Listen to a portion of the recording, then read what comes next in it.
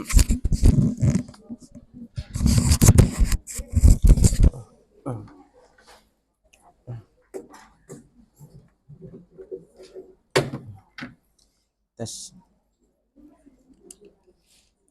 tes, tes, tes, tes.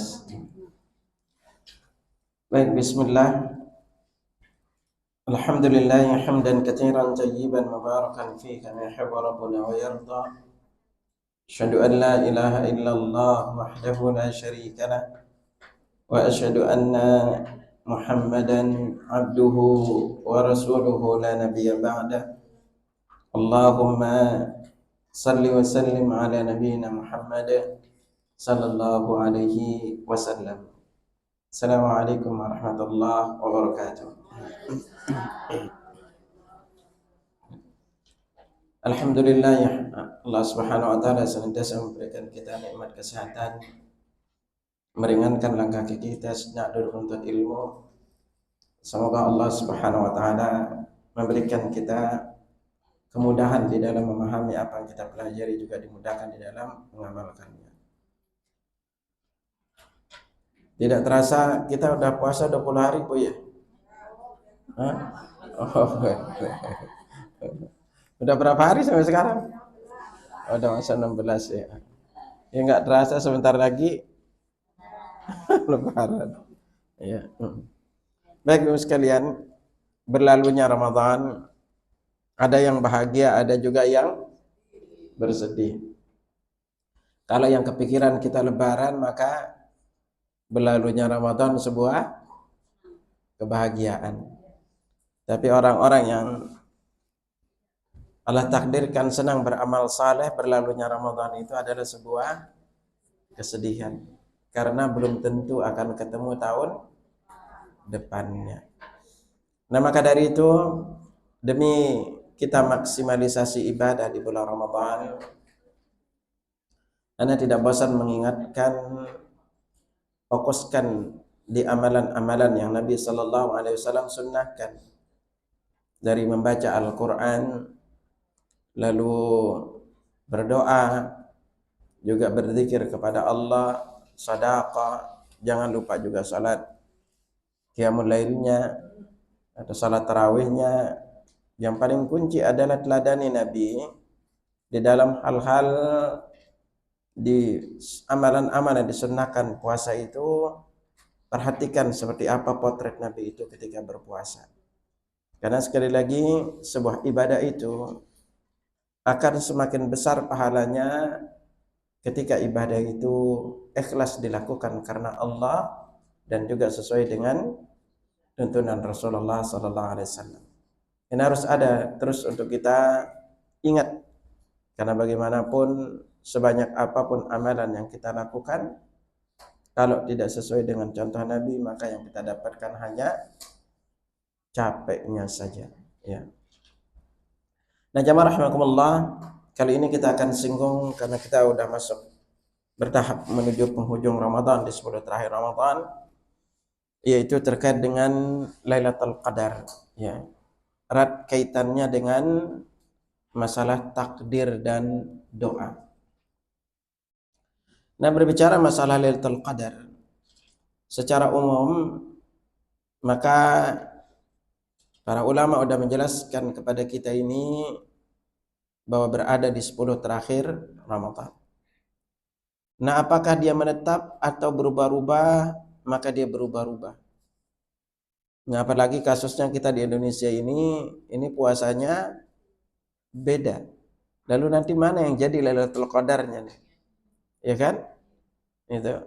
Nah, makanya cara paling aman yang Anda sangat anjurkan adalah fokuskan ibadah di 10 terakhirnya. Kita tidak tahu mana yang Allah takdirkan. Apakah akan ganjilnya itu kenanya di Muhammadiyah atau secara umum kita Indonesia. Memang secara syariat yang perlu selalu diingat adalah yang dicontohkan untuk kita ikut itu adalah ikut pemerintah. Ini. Nah, secara umum Lailatul Qadar ini, lail secara makna itu adalah malam. Ya. Nah, para ulama menurut pendapat yang sahih adalah malam itu dimulai dari terbenamnya matahari. Karena kita disuruh puasa dari terbit fajar shadiq sampai dengan terbenamnya matahari. Nah, ketika udah terbenam matahari ini masuk malam. Nah, makanya secara umum nanti di malam-malam Lailatul Qadar usahakan melakukan kebaikan-kebaikan disunnahkan. Ibu usahakan di malam itu sedekah, usahakan malam itu berzikir, jangan pernah ngerumpi di malam Lailatul Qadar. Itu, apalagi gosip. Nanti dosanya kayak gosip 1000 bulan. Iya kan? Ya, fokuskan aja ibadah. Apapun, ibu bisa sedekah berapa sedekah. Ibu bisa berzikir, pokoknya totalitas lepas. Kegiatan-kegiatan tidak bermanfaat, apalagi sambil asik buka nonton drakor lagi gitu kan, asik nonton drakor atau lainnya gitu kan, itu ngabisin waktu ya, manfaatin. Pokoknya apapun bentuk kebaikan yang pernah dipelajari, mulai dari sedekah, berzikir, lalu membaca tasbih, tahmid, tahlil, takbir, lalu kita salat, maka fokuskan lakukan di malam Lailatul Qadar ini. Jangan sibukkan diri dengan aktivitas-aktivitas yang tidak baik atau tidak bermanfaat. Nah, karena itu para ulama paling tidak kita mendapatkan ada kurang lebih sekitar 7 inti keutamaan Lailatul Qadar. Yang pertama, Lailatul Qadar itu adalah waktu diturunkannya Al-Qur'an. Kalau ini kita udah rata-rata tahu ya. Karena Allah Subhanahu wa taala berfirman, "Inna anzalnahu fi lailatin mubarakah. Inna kunna munzirin." Al-Quran itu kami turunkan di malam yang penuh barakah, di malam Lailatul Qadar. Makanya kalau ayat yang sudah kita hafal adalah soal Qadar, inna anzalnahu fi lailatul qadar. Kami turunkan Al-Quran itu di malam Lailatul Qadar. Karena itu Ibnu Abbas berkata dan selainnya berkata, Allah menurunkan Al-Quran secara utuh sekaligus dari Lauhul Mahfuz ke Baitul Izzah yang ada di langit dunia. Kemudian Allah menurunkan Al-Quran kepada Rasulullah SAW secara terpisah sesuai dengan kejadian-kejadian yang terjadi selama 23 tahun. Ya, sebenarnya dijelaskan oleh Hafiz Ibnu Katsir dalam kitab Tafsir Quran Al-Azim. Ini sekali lagi menunjukkan keistimewaan Lailatul Qadar. Makanya jemaah sekalian perlu diketahui, saking istimewa dan luar biasanya Al-Quran, semua yang bersentuhan dengan Al-Quran jadi mulia. Ya, saking istimewanya Al-Quran. Ketika Allah turunkan Al-Quran di malam Lailatul Qadar, maka malam Lailatul Qadar menjadi malam yang paling mulia. Dan ketika Allah turunkan di bulan Ramadan, itu Lailatul Qadar itu di bulan Ramadan, maka Ramadan menjadi bulan yang paling mulia. Dan ketika Allah turunkan Al-Quran mulai dari pantaran Jibril, maka Jibril menjadi malaikat yang paling mulia. Dan ketika Jibril menurunkan Al-Quran ini kepada Rasulullah SAW, Rasulullah pun menjadi Rasul yang paling mulia. Dan ketika Rasulullah menurunkan, mengajarkan kepada umatnya, maka umatnya juga menjadi umat terbaik. Dan ketika siapa saja yang mempelajari, mengajarkan dan mengamalkan Al-Quran, maka dia ditakdirkan menjadi manusia terbaik menurut Al-Quran dan Sunnah. Kan itulah Nabi sallallahu alaihi wasallam bersabda, khairukum man ta'allama al-Qur'ana wa 'allama. Orang terbaik di antara kalian adalah yang belajar Al-Qur'an dan mengajarkannya. Nah, makanya di sini kita ibu-ibu sekalian jangan pernah bosan untuk belajar Al-Qur'an. Belajarlah pertama tahsinnya agar kita bisa membaca Al-Qur'an itu dengan benar. Setelah selesai tahsinnya, coba naik sedikit untuk belajar apa? Maknanya. Ya, maknanya perlu. Karena tujuan terbesar Al-Quran itu diturunkan untuk ditadabburi, Ya, bukan sekedar untuk dibaca. Ya, ini yang perlu diingat ya. Jadi untuk ditadabburi, karena dengan tadabbur itulah kita akan bisa mengambil manfaat dari Al-Qur'an. Mengingat terutama hakikat kehidupan kita ini, bahwa di dunia ini kita hanya sebentar, tidak lama. Karena dunia ini bukan tempat asli kita tinggal. Ya. Nah, lalu yang kedua, keutamaan Lailatul Qadar adalah malam Lailatul Qadar lebih baik daripada 1000 bulan. Ya. Ini ayat lanjutannya adalah Lailatul Qadri khairun min alfi syahr. Ya. Jadi malam kemuliaan itu lebih baik daripada 1000 bulan. An-Nakhi mengatakan amalan di Lailatul Qadar lebih baik dari amalan di 1000 bulan.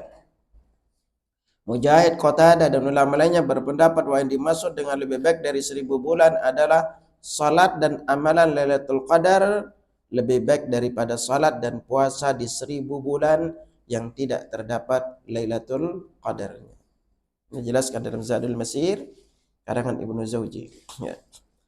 Nah, ini kemuliaannya. Ya, makanya disinilah penting setiap muslim itu. Anang wanti-wanti banget. Kalau bisa pas malam Lailatul Qadar itu total tidak melakukan aktivitas yang tidak bermanfaat. Jangan ngomel ke anak, jangan cemberut ke suami gitu loh. Ya, itu. Apapun. Ustadz, kalau saya mau sedekah gimana caranya di Lailatul Qadar? Ibu cari lembaga mana apa yang ingin ibu sedekahi, maka malam itu disiapkan. Walaupun berapapun ibu usahakan sedekah malam itu. Lalu apa? WA ke teman-teman, jangan nelpon pokoknya di malam Lailatul Qadar. Ya, jangan buka medsos atau apapun, Bu. Ya, pokoknya lepas gitu kan. Di malam-malam ini fokusin aja. Kalau bisa ibu nyendiri, kalau ibu tidak bisa nyendiri di rumah, bisa nyendiri di masjid. Ya, paling aman ibu lakukan di rumah. Kalau bisa aja anak ke masjid, itikaf itu lebih utama. Jadi makanya Ramadan ini amalan paling afdal sebenarnya. Anak ingetin jangan terlalu banyak keluar ngelayap, Bu. Ya, udah di rumah aja, kecuali kalau penting-penting amat baru untuk keluar ya. Karena ibadah-ibadah ini ya. Nah, lalu diantaranya adalah keutamaan ketiga Lailatul Qadar adalah malam yang penuh keberkahan ya. Yang ketiga, malam Lailatul Qadar adalah malam yang penuh keberkahan. Dan itu Allah berfirman dalam surah Dukhan ayat 3, "Inna anzalnahu fi lailatin mubarakah, inna kunna mundzirin." Sungguhnya kami menurunkannya, itu Al-Quran, pada suatu malam yang diberkahi, dan sungguhnya kamilah yang memberi peringatan. Nah, malam penuh keberkahan ini adalah malam Lailatul Qadar. Dan ini sudah menunjukkan keistimewaan malam tersebut apabila dirinci dengan poin-poin selanjutnya. Ya, artinya apa? Kalau kita lihat kenapa dia barokah malam ini. Nah, Al-Quran ini diturunkan di malam yang penuh barokah. Dan ingat, ibu tidak akan pernah hidupnya susah kalau dekat dengan Al-Quran. Ya. Siapapun, Bu. Ibu buktikan aja. Ya, coba aja ibu. Kalau hadapin masalah berat, Bu, ibu hadapin. Apa masalah terberat ibu? Rata-rata masalah apa, Bu? Masalah utang kan? Coba kalau ibu yang punya banyak utang, kok rezeki terasa sempit, Ustadz. Mungkin suami di PHK, udah di PHK nggak dapat pesangon, belum anak ini anak itu. Coba ibu selama 1-2 bulan fokus bangun setiap malam, Bu. Adukan semuanya kepada Allah. Sempatkan di itu baca Al-Quran. Pasti Allah ubah kehidupan ibu. Kemarin salah satu tema yang Anda sempat singgung adalah kenapa takwa? Ujung puasa itu takwa, Bu. Ya Allah, kalau ibu ngerti di bab ini, Bu. Kenapa ujung puasa itu takwa? Ternyata kaitan erat sekali dengan keberkahan hidup kita 11 bulan berikutnya. Karena dari puasa. Jadi kalau orang itu ngerti hakikat di balik puasa ini, yaitu ujungnya adalah takwa, maka 11 bulan berikutnya ibu nggak akan pernah hidupnya susah. Ya, itu. Karena inti hidup ini sebenarnya ada di ujungnya itu takwa. Dan ini takwa ini, makanya kenapa Allah tegaskan kepada kita, ya alladzina amanu kutiba alaikumusiyam. Wahai orang-orang beriman, diwajibkan atas kalian itu berpuasa. Kama kutiba alal ladzina min qablikum. Sebagaimana diwajibkan atas orang-orang terdahulu sebelum kalian. Jadi puasa ini bukan hanya tugas umat Muhammad, tapi adalah umat-umat terdahulu juga kena. La'allakum tattaqun, agar kalian bertakwa. Kenapa ujung dari puasa ini takwa? Ternyata takwa ini juga Allah wasiatkan. Jadi satunya kita, menyatunya kita dengan umat-umat terdahulu itu di dua titik, yaitu puasa dengan takwa. Allah berfirman dalam surat An-Nisa ayat 131, walaqad wassayna alladhina utul kitaba min qablihim, itu, wa iyyakum an taqullah, dan kami sudah mewasiatkan orang-orang sebelum kamu dan kamu juga orang ahli kitab sebelum kamu agar kalian itu bertakwa kepada Allah. Ya, jadi wasiat ini, takwa ini diwasiatkan kepada kita umat Muhammad, juga diwasiatkan kepada umat-umat terdahulu. Semuanya kita dapatkan dalam perkara ini. Ya. Nah, kalau ibu kupas lebih lanjut di bab takwa, masya Allah. Jadi anak ingatkan kepada ibu, apapun beratnya kesulitan hidup ibu, bagaimanapun masalah apa yang kita hadapi, ternyata satu kunci yang Allah kasih kita untuk menyelesaikan semua urusan kita, yaitu apa? Hanya dengan takwa. Hanya dengan takwa. Janji Allah kepada orang bertakwa itu, yang Anda pernah baca penjelasannya, tidak kurang dari 50 sampai 70 perkara. Yang paling kita hafal itu 5 dalam surat At-Talaq. Ya, yang paling ujung coba. Allah mengatakan, wa may yattaqillaha yaj'al lahu makhraja.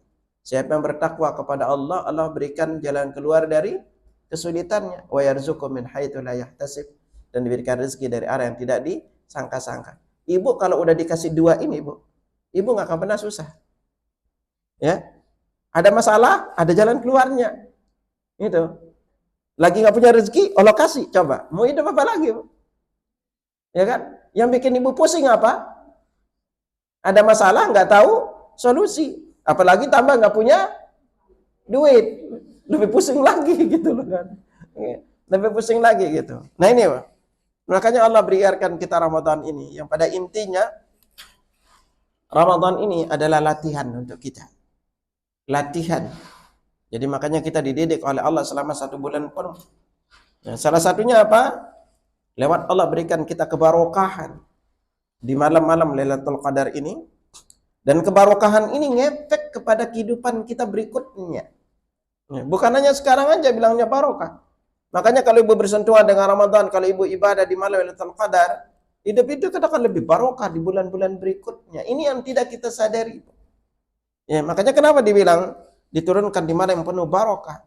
Nah, maka dari itu, disinilah pentingnya untuk setiap muslim ingat akan hal ini. Kebarokahan itu bukan hanya kita dapat pas kita puasa, tapi akan berefek kepada kehidupan berikutnya. Terutama barokahnya dari mana? Dari efek takwa itu sendiri. Setiap orang bertakwa itu hidupnya pasti barokah. Apapun masalah hidupnya pasti akan ada solusinya. Allah berikan arah, solusi dan rezeki dari arah yang tidak disangka-sangka. Makanya Anda ingetin ibu-ibu, beritahukan ke suami, jangan pernah menyangka rezekinya itu hanya yang dia dapatkan dari tempat dia bekerja. Ingat baik-baik, Bu. Rezeki dengan pendapatan itu berbeda. Sekali lagi ya. Rezeki dengan pendapatan itu berbeda. Kalau rezeki pasti sampai kepada kita. Pasti kita nikmati. Tapi pendapatan belum tentu. Ya. Contoh aja. Suami ibu dapat uang lebih. Apakah itu rezeki? Belum tentu. Rezeki kita itu cuma 3 nih. 1, ma'akafala fa'abna. Yang kita makan habis. Wa ma labisa fa'abla. Yang ibu pakai jadi usang. Wa ma tasaddaqa. Yang kita sedekahkan terkumpul jadi amal akhirat kita. Hanya itu rezeki kita. Ya. Ibu udah semangat beli baju. melihat model dan ininya bagus, ya.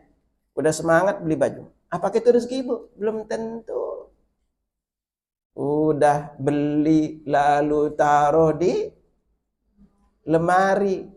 Allah takdirkan lupa. Ya. Bongkar-bongkar lemari, ketemu tuh baju. Pas mau dipakai, sempit gitu. Ya, itu tandanya bukan rezeki ibu. Ya, itu benar nggak? Ibu beli gorengan di luar nih, udah semangat beli, tertarik banget. Itu sampai perjalanan, emang itu rezeki kita? Belum tentu.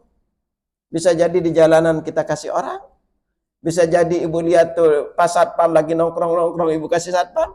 Yang paling ini udah sampai rumah, jadi nggak tertarik, tahu-tahu yang makan kucing atau anak yang makan. Itu tandanya bukan rezeki kita.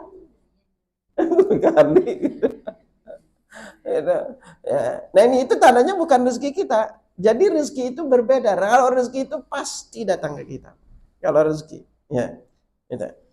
Nah lalu ke apa kebarokahan berikutnya, keutamaannya adalah di malam Lailatul Qadar ini malaikat dan ruh, yaitu Jibril, itu turun pada malam Lailatul Qadar. Ya. Allah berfirman, "Tanazzalul malaikatu war-ruh fiha." Pada malam itu malaikat-malaikat dan Jibril turun. Ya. Nah, dijelaskan banyak malaikat yang akan turun pada malam Lailatul Qadar karena kebarokahannya pada malam tersebut. Karena sekali lagi turunnya malaikat menandakan turunnya berkah dan rahmat. Sebagaimana malaikat turun ketika akan ada yang membaca Al-Quran, mereka akan mengitari orang-orang yang berada di majelis-majelis ilmu, dan malaikat juga meletakkan sayapnya kepada para penuntut ilmu karena malaikat sangat mengagungkan mereka. Dan ar-ruh dalam ayat ini adalah Jibril. Nah di sini jamaah sekalian, makanya di antara ahli ilmu juga ada yang berpendapat, mana lebih mulia malam Lailatul Qadar atau sepertiga malam terakhir? Nah, secara umum memang dikatakan adalah malam Lailatul Qadar. Tetapi perlu diingat, di sepertiga malam terakhir. Di malam Lailatul Qadar yang turun siapa? Malaikat. Sepertiga malam terakhir yang turun siapa? Allah ke langit dunia. Ya. Maka ini kemuliaan malam itu juga. Ya. Karena Nabi sallallahu alaihi wasallam bersabda, "Yanzilu Rabbuna tabaraka wa ta'ala kulla lailatin ila sama'i dunya hina baqa thuluthul lailil akhir." Rabb kita tabaraka wa ta'ala turun ke langit dunia ketika tinggal sepertiga malam terakhir. Ya. Nah, yang turun ini adalah Allah. Saudara-saudara kita dari Asy'ariyah mengatakan yang turun adalah apa yang turun? Bukan Allah. Yang turun itu rahmat. Nah, lalu kenapa ada yang mengatakan mayaduni fastajibalah? Siapa yang berdoa kepada aku ijabah, wa may yas'aluni fa'atiyah. Siapa yang meminta aku beri, wa may yastaghfir faghfirlah, yang mohon ampun aku ampuni. Apakah rahmat bisa berbicara? Disinilah penyimpangan mereka. Ya Allah, beberapa bulan ini Anda banyak melakukan kajian, terutama di bab akidah. Nanti kalau ibu belajar di bab akidah, sungguh akidah Asy'ariyah itu lebih dekat kepada akidah Jahmiyah dan Mu'tazilah dibanding akidah Ahlussunnah. Kalau ibu belajar akidah Asy'ariyah, ibu itu punya Tuhan itu nggak punya mata, nggak punya tangan, nggak punya telinga, nggak bisa mendengar. Itu akidahnya Asy'ariyah. Karena semua ayat-ayat yang terkait dengan wajah, tangan, kaki, bagi mereka itu bukan wujud asli. Itu adalah perkara majaz. Tangan Allah mengatakan Allah memiliki dua tangan. Mereka mengatakan tangan itu maknanya kekuatan. Allah memiliki wajah, mereka mengatakan itu bukan wajah. Allah memiliki kaki, Allah meletakkan kakinya di neraka jahanam. Lalu neraka jahanam itu juga mengatakan merasa terberatkan. Allah melipat langit di kanannya. Itu semua mereka nggak percaya kalimat-kalimat ini. Ya, makanya di akidah Asy'ariyah itu Allahnya itu nggak punya Tuhannya nggak punya tangan, nggak punya mata, nggak punya nggak bisa melihat, nggak punya kaki. Makanya mereka mengatakan Allah itu nggak di atas, nggak di bawah, nggak di samping, nggak di kanan dan di kiri. Gitu. Kita ketika ditanya Allah ada di mana? Di atas. Ini fitrah, Bu. Makanya Ibu kalau berdoa angkanya arahnya kemana? Ke atas pasti gini, nggak mungkin muter kanan kiri kan? Gini. Karena semua fitrah manusia mengatakan Allah itu di atas. Gitu. Istiwa ala arsh. Ya. Ar-Rahmanu ala arsh istawa.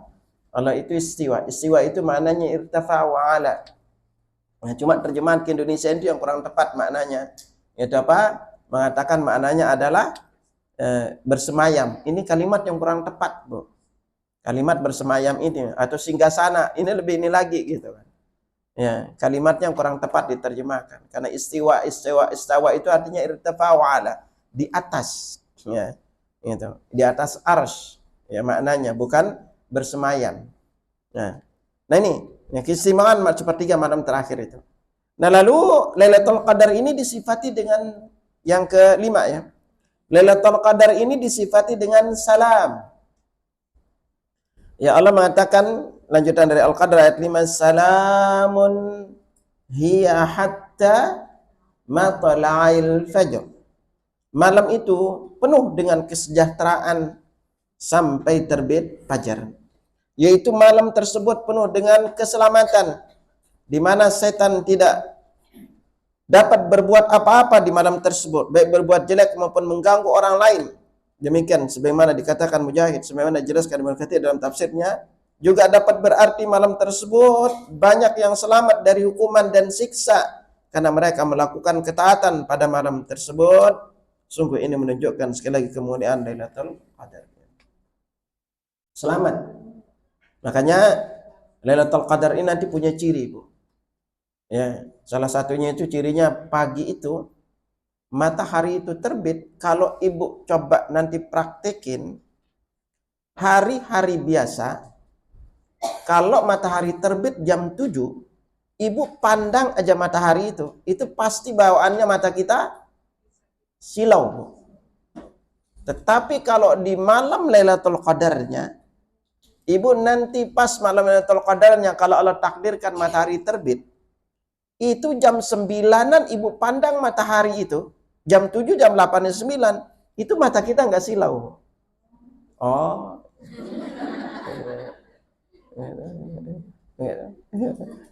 Mata kita itu nggak silau. Coba aja nanti Ibu praktekin. Ini kan kita masih beberapa hari ini. Nanti kalau Allah takdirin matahari cerah, coba mulai aja dari jam 7. Jam berapa terbit matahari, Ibu pandang aja matahari. Itu jamin mata kita itu silau, Bu.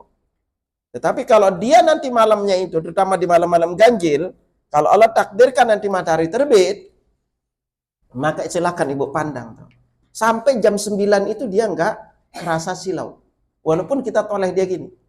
Dia lebih adem. Karena Nabi bilang apa? Malamnya itu matahari itu terbit di hari itu dengan cahayanya itu tidak menyilaukan mata kita. Ini ada restriksi. Dan malam itu tenang, Bu. Hamba-hambanya yang saleh, yang Allah karuniakan Lailatul Qadar itu Ibu semangat ibadah itu sampai subuh itu semangat, Bu. Ibadah. Tahun semangat aja kita ibadah. Gitu. Ini keistimewaan di malam ini, ya. Dan lalu diantaranya ini yang akan jadi titik pembahasan kita, akan lebih banyak kita kupas di bab ini, yaitu Lailatul Qadar adalah malam dicatatnya takdir tahunan. Ini keutamaan yang keenam. Lailatul Qadar adalah malam dicatat takdir tahunan. Ini akan banyak kita singgung nanti di bab ini. Karena Allah berfirman dalam surah Al-Dukhan ayat 4, "Fiha yufraqu kullu amrin hakim." Pada malam itu dijelaskan segala urusan dengan penuh hikmah, penuh kebijaksanaan. Ibnu Katsir dalam kitab tafsirnya menjelaskan, menerangkan bahwa pada Lailatul Qadar akan dirinci di Lauhul Mahfuz mengenai penulisan takdir dalam setahun. Juga akan dicatat ajal dan rizki, dan juga dicatat segala sesuatu hingga akhir dalam setahun. Demikian diriwayatkan dari Ibnu Umar, Malik, Mujahid, Ad-Dhahhak, dan ulama salaf lainnya. Namun perlu dicatat, sebagaimana juga dikatakan oleh Imam Nawawi, bahwa catatan takdir tahunan tersebut tentu saja didahului oleh ilmu dan penulisan Allah. Takdir ini nantinya akan ditampakkan pada malaikat dan ia akan mengetahui yang akan terjadi, lalu ia melakukan tugas yang diperintahkan untuknya. Ini nanti akan banyak kita singgung di bab ini. Lalu berikutnya yang ketujuh, di antara keistimewaannya adalah setiap orang yang menghidupkan malam Lailatul Qadar akan diampuni oleh Allah Subhanahu wa taala. Kan itu diriwayatkan dari Abu Hurairah radhiyallahu anhu, Nabi sallallahu alaihi wasallam bersabda dari Imam Al-Bukhari, "Man qama Lailatul Qadri imanan wa ihtisaban, ghufira lahu ma taqaddama min dhanbi." Barang siapa yang melaksanakan salat malam pada malam Lailatul Qadar karena iman dan mengharapkan pahala dari Allah, maka dosa-dosa yang telah lalu diampuni.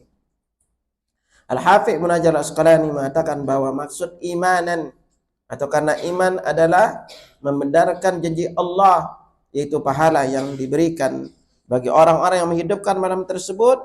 Sedangkan kata ihtisaban bermakna mengharapkan pahala dari sisi Allah, bukan karena mengharapkan yang lainnya. Contohnya misalnya berbuat riya. Nah, makanya di malam-malam ini, karena dikatakan malam itu mulainya adalah dari maghrib, maka usahakan di malam-malam Lailatul Qadar itu ibu salat tarawih. Siapa saja yang salat tarawih, maka dia dikatakan dapat Lailatul Qadar. Karena di sini kan bilangnya apa? Salat malam. Tarawih itu namanya salat malam. Ingat bedain antara salat malam dengan tahajud. Dikatakan salat malam kalau kita tidak tidur dulu. Kalau tidur dulu namanya tahajud. Makanya Allah berfirman juga dalam surat Al-Isra, "Wa minal laili fatahajjad bihi nafilatan lak." Dan dari sebagian malam salat tahajudlah kalian nafilatan lak. Nafilah itu artinya sebagai tambahan kebaikan bagi kalian di luar yang diwajibkan. Nah, ini jemaah sekalian, di antara sekali lagi keutamaan Lailatul Qadar. Nah, adapun kapan terjadinya, maka standar para ulama menjelaskan di antaranya hadis riwayat Abu Sa'id Al-Khudri, "Faltamisuha fil ashril awakhir waltamisuha fi kulli witrin." Carilah Lailatul Qadar itu pada 10 hari terakhir Ramadan dan carilah pada malam-malam ganjil. Nah, yang jadi perlu diingat jemaah sekalian di bab berbicara masalah malam ganjil, ya. Perlu diingat juga baik-baik bahwa malam Lailatul Qadar ini secara umum tidak ditentukan kapan malamnya. Kita cuma disuruh oleh Nabi cari di 10 malam terakhir. Dan carinya kapan? Di malam ganjil. Yang jadi masalah besarnya adalah, ya, di antara poin pertama memang dalam riwayat Muawiyah bin Abi Sufyan bahwa Lailatul Qadar itu terjadi pada malam 27, ya, pada malam 27. Nah, makanya di sini sebagaimana juga diriwayatkan dari Ubay bin Ka'ab, dia berkata, qala Ubay fi Lailatul Qadr, wallahi inni la'alamu hiya al-lailatul lati amarana Rasulullah sallallahu alaihi wasallam bi qiyamiha hiya lailatul 27. Dari Ubay bin Ka'ab, sebagaimana diriwayatkan oleh Imam Muslim, demi Allah aku sungguh mengetahui malam tersebut adalah malam yang Rasulullah memerintahkan kami untuk menghidupkannya dengan salat malam, yaitu malam ke-27. Nah, ada yang mengatakan malam 27. Nah, di antaranya yang jadi akan terjadi perbedaan malam ini, apabila kita berbicara terkait dengan hadis-hadis yang menjelaskan Lailatul Qadar, sekalian. Ketika diperintahkan untuk kita ibadah di 10 terakhir dari malam-malam Lailatul Qadar, Maka yang jadi titik masalahnya itu nanti adalah apakah bulan ini, bulannya itu, bulan Ramadannya itu 29 atau 30. Itu yang jadi titik tolaknya. Ya. Kalau pasnya itu 30, kalau kita runut-runut ya mas sekalian, sekali lagi, salah satu itu menjadi titik tolak yang perlu jamaah ingat. Hadis-hadis terkait dengan Lailatul Qadar ini, di antara bunyinya adalah faltamisuha fi tasi'atin tabqa. Carilah Lailatul Qadar itu di 9 terakhir, 7 terakhir, 5 terakhir, 3 terakhir. Nah, bilangnya 9 terakhir. Ya? Gitu. Kalau pas itu 30, maka nentukan 9 terakhir itu jadi gampang. Karena pas kenanya di malam ganjil. 21, 22, 21, 23, 25, 27, 29. Yang jadi masalah itu adalah kalau malam atau Ramadan itu ditakdirkan 29. Nah, sementara Nabi bilang apa? Fitasiatin tabqa. 9 terakhir. Nah, kalau malamnya itu Ramadan itu adalah 29. Ingat kita bulan Hijrah itu hanya 2 nih. Hanya 29, 30, enggak ada yang ketiga. Beda dengan Masehi, ada 28-nya kan? Ada yang 31. Bulan Hijrah itu hanya 29, 30. Nah, kalau Allah takdirkan puasa itu 29, maka catat, hitungan ganjilnya adalah malam genap jadinya. Oh.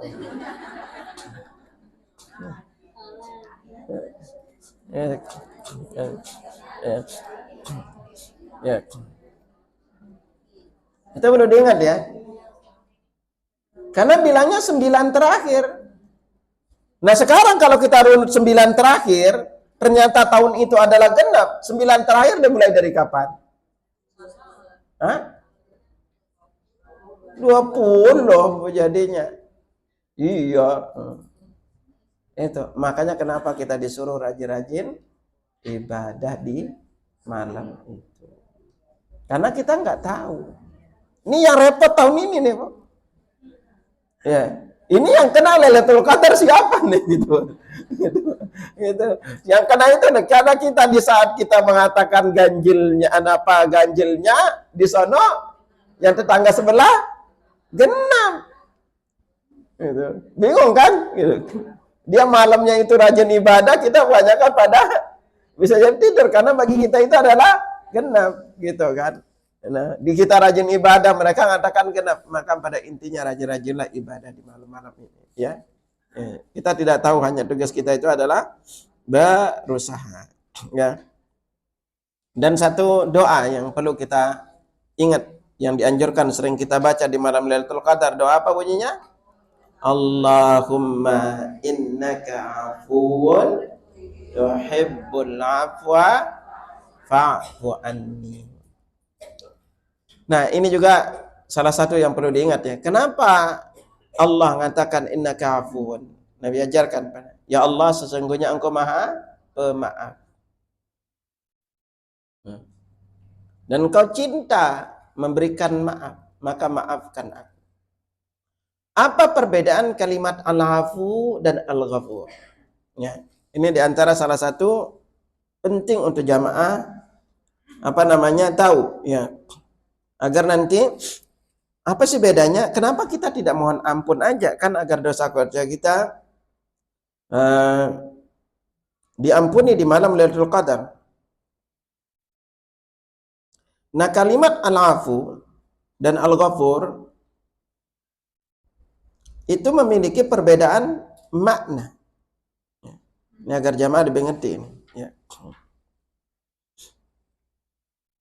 Nah, kalau Kalimat yang paling kita kenal itu adalah kalimat Al-Ghafur, atau kalimat yang paling kita sering dengar kalimatnya kata maghfirah, ampunan.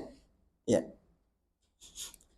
Nah, kalau maghfirah atau ampunan, Bu, maknanya adalah ya ayusamihaqallahu wala dzambin walakin sayyabqa musajjalan fi sahifatika. Jadi Allah maafkan dosa kita, tetapi catatan dosa itu masih ada. Bingung apa nyambung? Contoh, dulu ibu waktu SMA makan 5 gorengan bilangnya 3. Iya. Ya, itu dosa kita ini dimaafkan oleh Allah, diampuni oleh Allah, tapi ingat catatannya itu masih ada. Ya. Bahwa itu dulu pernah bohong itu, masih ada itu catatannya. Nah, kalau kalimat al-afu, makanya kenapa kita minta al-afu, ya. Ya, maknanya apa? Fawa musamahatuka ala dzambi ma mahwi minas sahifati ka'annahu lam yakun. Yaitu dosa kita diampuni plus catatannya hilang. Itu bedanya kalimat ini. Ya. Paham apa enggak? Ya, itu. Jadi sekali lagi, kalau kita dikatakan diampuni atau maghfirah, dikasih ampunan oleh Allah, dosa kita diampuni, catatannya masih ada. Tetapi kalau dimaafkan oleh Allah, dosa kita diampuni plus catatan itu kayak nggak pernah terjadi, plus dihapus. Makanya di sini al-afu yubna 'alal mahwu wa amma al-maghfiratu yubna 'alal satr. Ya, kalau al-afu itu dibangun di atas landasan catatannya dihapus. Tetapi kalau maghfirah itu maka ampunan tapi catatannya masih ada. Fayakunul afu ablagu minal maghfirah. Karena itu kalimat al-afu lebih kuat, lebih bahasanya itu indah dibanding kita berupa ampunan. Makanya ketika kita di malam-malam Lailatul Qadar mengatakan Allahumma innaka afun tuhibbul afwa fa'fu anni. Itu menunjukkan kita memohon kepada Allah dosa kita diampuni 1 tahun berikutnya plus tidak ada catatannya. Makanya Ramadan ini diantaranya adalah bulan ampunan. Ya. Maka di sini juga kita belajar, Bu, di antara nama Allah itu Al-Afu. Makanya belajar kita kalau memaafkan orang lain itu jangan bilang jadi sama maafin tapi. Nah, ini itu tandanya belum memaafkan, apalagi untuk kalangan mak-mak. Ya, gitu. Oke, bisa memaafkan tapi tidak melupakan gitu. Ya, bisa memaafkan tapi sulit melupakan gitu kan. Ya. Ya, kalau suami berbuat salah jangan gak dimaafin, Bu. Ya, itu suami ibu udah baik itu kan. Apapun salahnya belajar maafin. Oh, Ustaz dia berkali-kali berbuat salah. Ya itulah laki-laki, Bu. Tuh, agar ibu ngerti. Laki-laki itu walaupun salah tetap ego mengakuinya, Bu. Nah, benar kan? Ya, walaupun suami ibu salah gitu kan. Makanya apa penting sekarang ibu itu baik-baik aja lah. Itu jadiin itu agar ibu pelajaran bahwa laki-laki itu gitu, Bu. Ya. Toh itu suami ibu, takdir ibu bersama dia. Ya, bagaimanapun jasanya juga besar, udah mau menikahi ibu.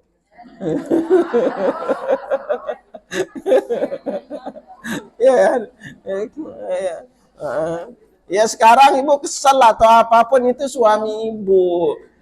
Ya kan. Ibu dongkol nanti kalau dia diambil orang lain ibu sedih gitu loh kan. Di satu sisi marahin terus gitu. Pas diambil orang lain nangis gitu.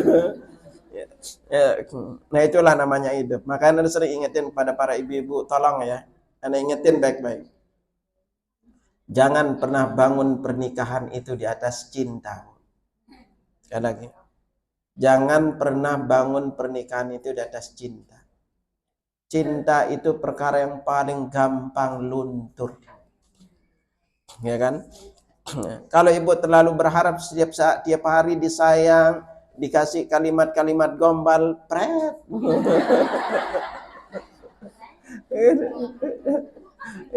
Enggak. Mana lebih baik dikasih kalimat gombal atau dikasih uang, Bu? Ya itu fitrah wanita gitu. Karena cinta itu sangat gampang hancur dan luntur karena uang, Bu. Ya apa enggak? Ya, karena kalau ibu bangun cinta di atas pernikahan cinta, cepat ibu akan hilang. Ya. Bangunlah pernikahan itu di atas karena ibu satu pengen memiliki keturunan yang soleh dan solehah. Ya, lalu ibu kepingin tolong menolong dalam kebaikan. Dan jangan pernah berharap suami itu sempurna. Ya, ibu pasti akan kecewa. Karena kita ini memiliki kekurangan, suami punya kekurangan, istri punya kekurangan. Dua kekurangan ini digabungkan maka akan ada kesempurnaan. Ya, dan kalau ibu berharap dulu karena sering baca telenovela, aduh sulit, Bu. Gitu. Ya, itu karena kita memiliki takdir yang berbeda-beda. Apalagi ini nanti akan kita singgung. Apalagi ketika pernikahan itu tidak sesuai dengan harapan. Ibu akan gampang sedih, gampang menangis, meratapi nasib semua. Kok aku gini, kok aku gitu. Ya Allah, Bu. Karena kemarin ngisi. Ini 2 kali ngisi di satu rumah, Bu. Itu. Kemarin diminta ngisi di wilayah Panglima Polim Jakarta Selatan. Nah, ngisi. Tentu tadi malam, Ustadz masih bisa ngisi lagi enggak? Ngisi lagi di tempat rumahnya. Yatim yang diundang sama juga gitu. Teman-temannya aja dari suami yang berbeda. Datang kan suami kemarin itu teman-teman suami berbeda, lalu ini datang berbeda, teman-teman juga. Tapi apa yang unik, Bu? Sebelum kemarin ngisi di hari pertama itu saya di WA sama temannya, Ustadz, tolong nanti bantu nasihatin ya. Emang kenapa, Bu? Ini orang itu suaminya itu ngelirik wanita lain. Ya. Rumahnya gede, Bu. Kalau ngelihat istrinya, Masya Allah, Bu. Kalau dilihat zohirnya, Bu. Istrinya itu benar deh kalau ibu lihat. Orang akan lihat sepakat mengatakan dia cantik. Semua yang lihat itu sepakat akan mengatakan cantik. Itu istrinya. Kalau suami biasa-biasa, orangnya juga gendut perutnya. Ya dari sini dia mengatakan itu. Ya, tapi kenapa sampai secantik itu istrinya, tetapi masih kepingin yang lain? Ya kan? Itu kan pertanyaannya. Nah, rumput tetangga lebih hijau. Agar ibu ngerti banget, Bu, ya. Agar ibu ngerti, nanti ibu tidak sedih. Saya khawatir nanti ibu rajin berdoa, ya Allah karuniakan aku suami yang kaya atau berlimpah rezeki. Tiap hari ibu berdoa berlimpah rezeki. Ya kan? Dan ibu kadang-kadang tidak ngerti konsekuensi rezeki berlimpah. Ya. Itu. Laki-laki itu qadar takdirnya, Bu.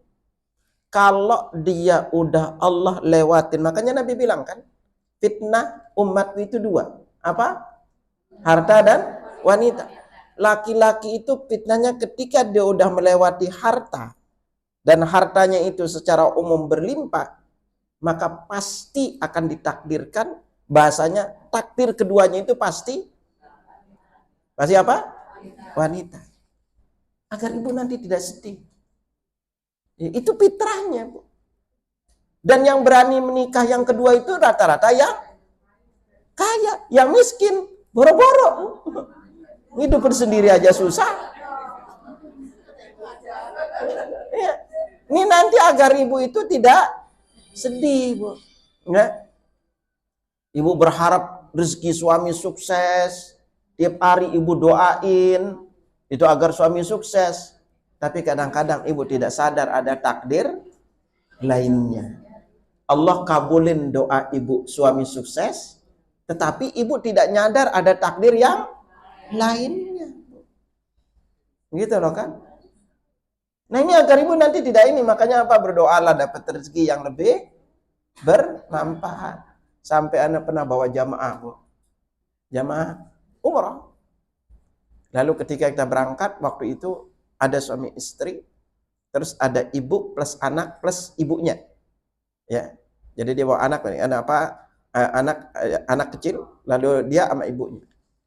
Lalu dibilang sama tim, Ustaz, tolong ya, jangan pernah diungkit-ungkit. Ibu yang itu tuh, yang bawa anak, itu istri kedua bapak itu. Serius? Mereka terus istri pertama itu tidak tahu sama sekali, Ustaz. Akhirnya kami berangkatlah umroh. Ya udah, kita nggak berani kan. Itu istri pertamanya ikut kan sama suami sama dia. Ini sama ibunya plus bawa anak.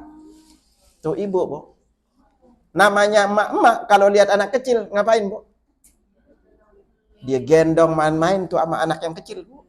Tidak tahu kalau itu kedua. Tidak tahu sama sekali, Bu. Tidak tahu. Yang tahu itu hanya ibunya. Ya. Nah, ibu dari ini. Istri pertama itu nggak tahu sama sekali. Yang ini dia tetap sama istri pertamanya di hotel sebelah. Itu terus yang satu itu tempatnya di di kamar lain. Tuh main-main tuh. Main-main senyum-senyum sama anak. Kita cuma sama tim untuk ketawa. Kita sama tim itu cuma ketawa aja ngeliat gitu. Ya Allah gitu. Namanya mama kan kalau lihat anak kecil ya. Itu pasti senang, pasti anak itu lucu, Bu. Anak itu lucu gitu. Dia main senyum sama anak itu, kita makan, dia ini gitu. Ya udah, istri yang kedua itu santai aja ngelayanin ini. Dia nggak tahu istri pertamanya kalau itu istri kedua. Sampai pulang, Bu. Sampai udah dia nggak tahu sama sekali itu. Itu. Apa? Agar ibu ngerti, Bu. Secara hukum, Anda berbicara secara syar'i ya, agar ibu nanti tidak terkejut nyalain apa-apa. Secara hukum syar'i, suami tidak punya kewajiban untuk izin istri pertama kalau mau nikah. Serius. Saya jelasin ini secara syar'i. Ibu percaya atau tidak, silahkan tanyakan ke seluruh ustaz. Tidak punya kewajiban.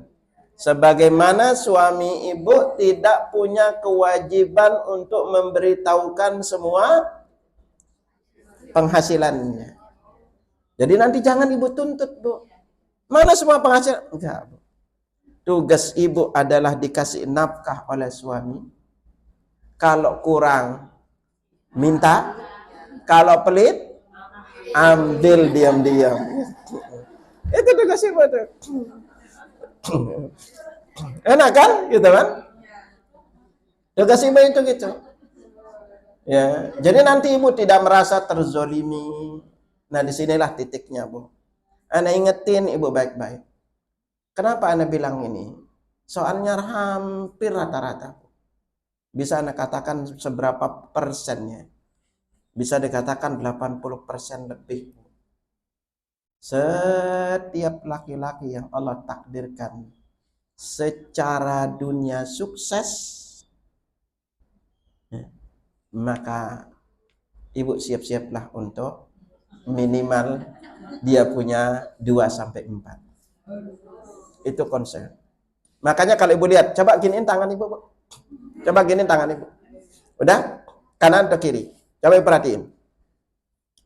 Tangan ini sebenarnya rumus, Bu. Ya. Terserah ibu manapun. Ya. Yang satu ini, yang telunjuk ini, itu adalah istri pertama, Bu. Sabar dulu. Ya. Lalu perhatiin yang tengah. Yang tengah. Yang paling tinggi mana? Tengah. Kalau dia berhasil lewatin yang tengah, yang ini ke sini gampang. Yang paling sulit itu yang tengah ini, Bu. Karena tinggi, Bu. Ya.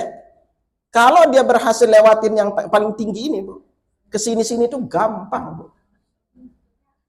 Apa maksudnya? Gitu, ya. Gitu. Jadi kalau dia berhasil dapat izin dari istri nikah kedua, Bu. Kalau dia berhasil dapat izin untuk menikah yang kedua, maka 3-4 itu gampang. Yang sulit itu dilewatin yang kedua ini, Bu. Iya apa enggak? Itu coba aja. Agar ibu nanti tidak satu sisi berdoa. Nah ini berbicara, maka kenapa? Karena ngupas di bab takdir ini, Bu. Ya, ngupas di bab takdir. Karena secara takdir wanita kalau punya banyak duit, yang bertambah apa? Hah? Perhiasan. Karena kebahagiaan wanita itu di sini. Bahagianya baju bertambah. Ya apa enggak? Ya Allah, coba aja ibu, coba tanya suami ibu bajunya berapa, Bu? Pasti mama ketawa. Ya, kalau laki-laki itu baju dikit udah cukup, Bu. Mau seminggu warnanya gitu-gitu aja, no way gitu kan. Yang penting kantong tebal. Makanya anak ibu ajarin prinsip ini, Bu. Kalau dia anak ibu laki-laki, bilang ke anak laki, enak. Itu, jika kamu memiliki wajah kurang tampan, jadilah pria mapan, maka wajah termaafkan. Gitu. Ya Allah, saat ini para mak-mak, kenapa jangan ibu bangga nanti anak ibu punya anak tampan, itu, atau punya anak cantik, anak peneliti. Walau alam, ini penelitian ternyata membuktikan juga, Bu. Catat baik-baik, Bu, ya. Ibu perlu jadi ingat, agar nanti ibu tidak lalu bangga memiliki mantu tampan lainnya. Kebanyakan wanita yang cantik dan laki-laki tampan jauh-jauh lebih gampang selingkuh. Kenapa nggak berani selingkuh? Karena kita wajahnya pas. Itu, Pak.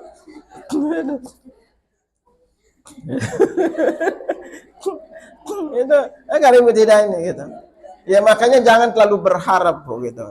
Wanita itu lebih baik suami jauh daripada uang nggak ada, Bu. Ya apa enggak, Bu? Iya, udah suami jarang punya, yang penting duit ada. Ya, udah lebih bertahan hatinya, bisa jalan-jalan. Ini udah suami jauh, hidupnya susah lagi. Gitu. Nah, kita masuk di bab takdir, Bu. Ya, kita masuk di bab takdir. Ya. Perlu diingat setiap muslim bahwa setiap kita ini takdir kita berbeda-beda. Jangan pernah melihat kehidupan orang lain dengan nada kok hidupnya mewah, kok hidupnya indah. Ya, jangan pernah.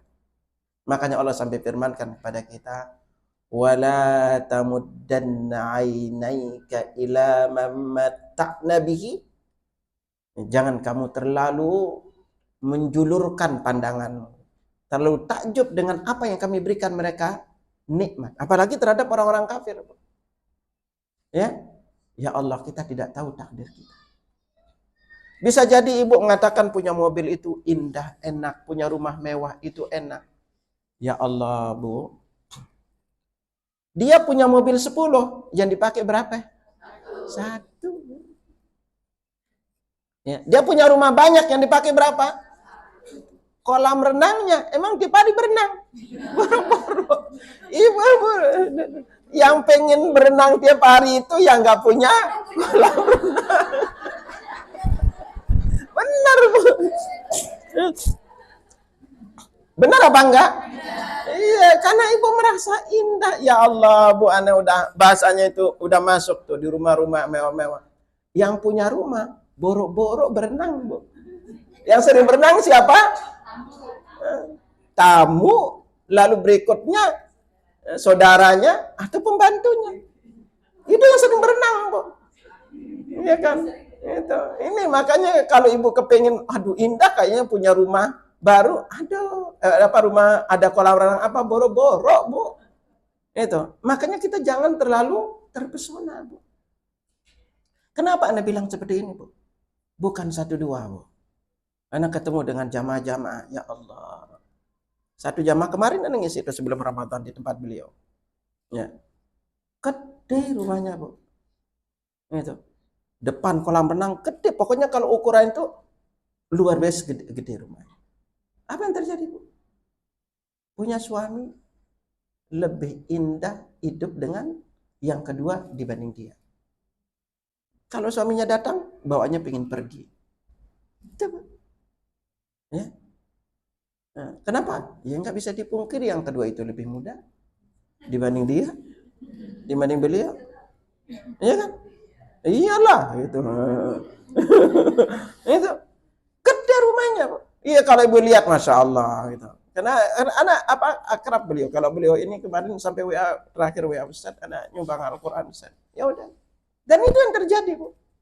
Ingat, makanya jangan pernah ibu ini. Bisa jadi ibu itu di tempat biasa makannya itu misalnya cuma pakai teri lalu sambal, lebih khusyuk makannya.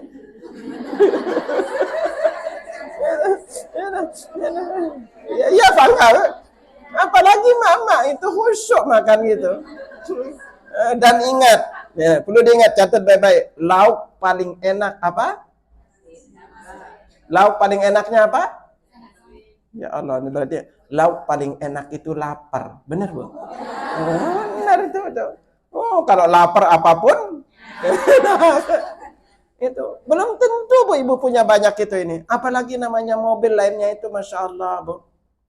Ini perlu diingat. Agar kita itu jangan penyebab terbesar. Nih, Bu, kalimat ini ingat ya. Penyebab terbesar kita sulit bahagia dan bersyukur adalah karena kita selalu membandingkan diri kita dengan orang lain. Akhirnya kita lupa bersyukur dengan apa yang Allah berikan pada kita. Ya. Ibu udah ditakdirkan punya fisik wajah gini.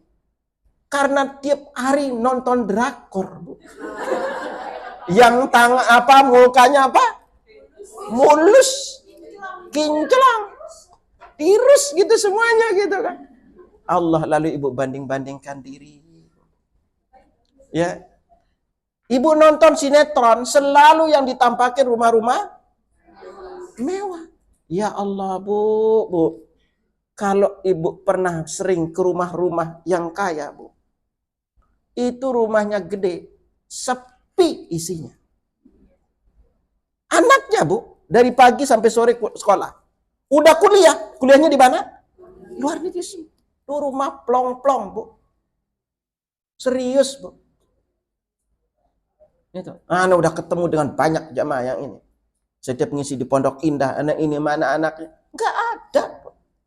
Dia sendiri, rumah gede. Ya. Itu. Ibu dikasih rumah kecil, ada anak ketawa ketiwi, dia kosong plong. Coba kalau rumah ibu gede, pinggang sakit, Bu, mau bersihin gitu kan. Ya apa enggak gitu kan? Itu. Ya, dia memang udah ada semua, Bu. Mau ini ada, mau lakuin ada. Sehingga dia bingung, ngapain? Iya kan? Uang mau ke salon, ada. Ngabisin waktu ke salon.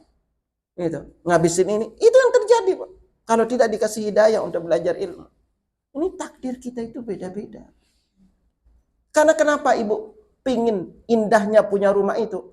Karena ibu belum sampai punya itu. Tapi nanti kalau ibu udah punya sampai rumah, apalagi kalau udah usia, ya Allah, Bu, banyak ada ketemu jamaah yang kalau namanya udah usia rumah plong, bilangnya apa? Aduh Ustadz, mending saya ngontrak kecil rumah, enak. Punya 2 lantai, boro-boro ke atas. Naik ke atas aja pinggang sakit gitu loh. Boro-boro. Agar ibu jangan terlalu, ya Allah kayaknya kita punya rumah. Ibu kalau lewat doang tuh, Bu, ibu lewat di Pondok Indah, apalagi kan lewat, ya Allah rumahnya gede, sekian kali sekian rumahnya, belum di depannya ada taman, boro-boro duduk di depan tamannya, Bu. Kalau dia rutin pulangnya malam, ya, sampai rumah cuma capek, besok pagi udah harus berangkat ke luar negeri. Itu agar jangan sampai kita terlalu melihat indah. Dan perlu ibu ingat ya, saya pernah tinggal di namanya di daerah, Bu, di Pulau Gadung, Pulau Gebang. Itu ada namanya Perumahan Royal. Berbarengan waktu itu saya ambil ngontrak itu di Blok A, Bu. Blok A itu blok yang berhadapan dengan 2 jalan terpisah, Bu. 2 jalan. Ini jalan sebelah depan, satunya jalan sebelah. Dan itu rumah gede-gede. 4 tahun saya di sana, hampir nggak kenal tetangga, Bu. Hampir nggak kenal tetangga. Justru yang di belakang Bu, yang rumahnya kecil-kecil, enak ngobrol ketemu sama tetangga sebelah. Bisa ngobrol 4 tahun Bu. Itu hampir nggak ketemu tetangga. Pas kita mau pergi aja, lah baru itu ada tetangga sebelah. Berbarengan sebelah lagi non muslim. Boro-boro yang ke depan Bu. 4 tahun Bu. Rumahnya gede-gede. Segini lah rumahnya gedenya Bu. Dari depan tuh. Boro-boro Bu. Apalagi di Pondok Indah Bu. Makanya bersyukur ibu rumah kecil-kecil, tiap hari ketemu ngobrol, ketemu sama tetangga, bisa ini. Dia itu kalau punya rumah boro-boro Bu. Ngobrol sama siapa? Temennya jauh-jauh, tetangga aja nggak kenal Bu. Ini takdir kita Bu. Agar ibu bersyukur dengan apa yang Allah karuniakan. Ibu makan apa aja disepin enak. Itu suami datang bisa makan sama suami bareng. Dia buruk-buruk pernah berdua makan sama suami. Itu sibuk kerja ini kantor, belum hari Sabtu Ahadnya masih ini, ya kan? Nah ini sekali lagi takdir kita ini beda. Belum tentu ibu kuat seperti itu. Indahnya aja kelihatan. Ya, ini. Nah ini, makanya sekarang kita masuk di pembahasan di takdir, agar ibu ngerti. Nah takdir kita sama sekalian. Takdir, kalau berbicara di bab takdir, apapun yang terjadi dalam hidup kita ini sudah ditakdirkan oleh Allah. Yang paling inti ibu buka surat Al-Hadid ayat 22-23. Coba siapa yang baca dulu? Silakan. Ada yang bisa baca?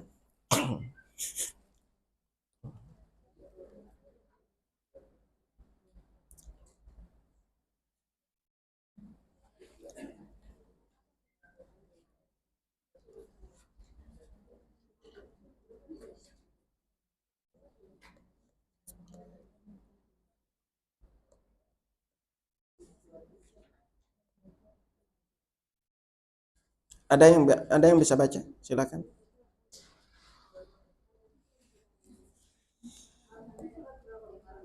Hah? Surat 57 ayat 223.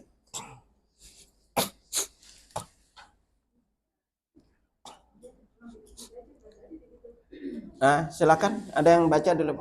Ya. Coba dibaca biar yang lain dengar. Enggak kelihatan.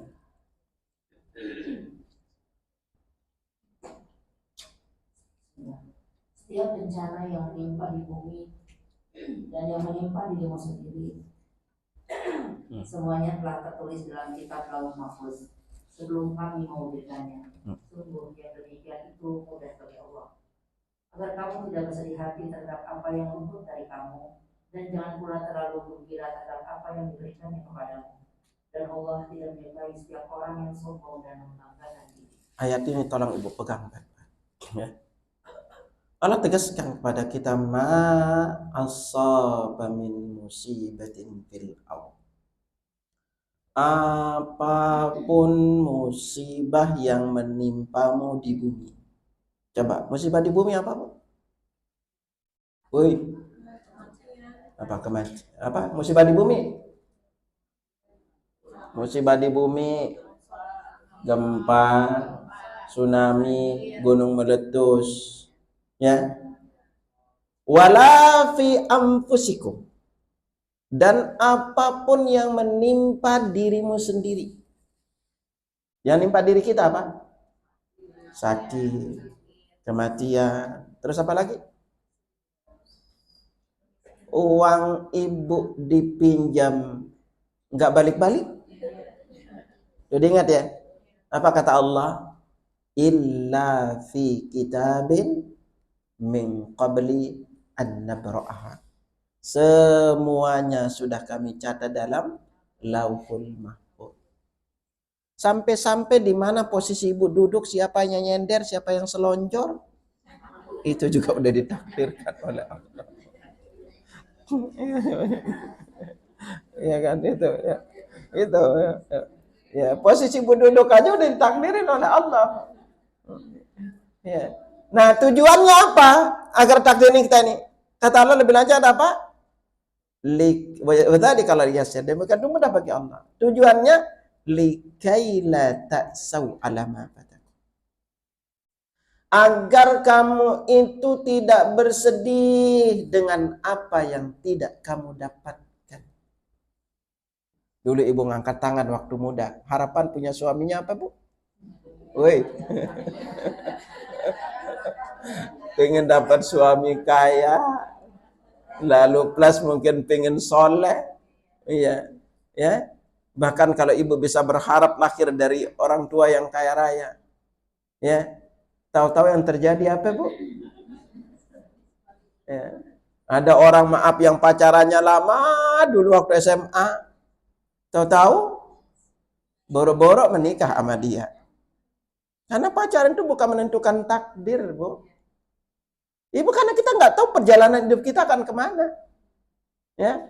Ini agar kita nggak sedih, Bu. Dan tidak ibu ngeratapin sekarang. Di saat ibu udah usia seperti ini, tidak ibu ratapin terus. Kenapa hidupku gini. Ibu berharap pengen dulu maaf ibu pernah punya pacar. Nambah dosa aja gitu kan. Tahu-tahu yang paling rawan itu, Bu. Ternyata pacar ibu lebih sukses dengan suami sekarang. Coba, apa jadinya, Bu? Ngenes kan jadinya, teman. Iya kan? Ya Allah, kenapa sama dia dulu? Apalagi makanya kenapa mak-mak itu sekarang anak wanti-wanti tolong mak-mak jangan reunian, Bu. Bahaya, Bu, ibu reunian. Kalau ibu sampai reunian, lalu dulu pernah kepicut sama calon itu, atau ibu pernah sama dia, lalu dia lebih sukses, ternyata realita kehidupan ibu tidak sesuai dengan harapan, jamin ibu akan dapat masalah. Karena laki-laki itu seringkali tidak tega melihat mantannya itu menderita.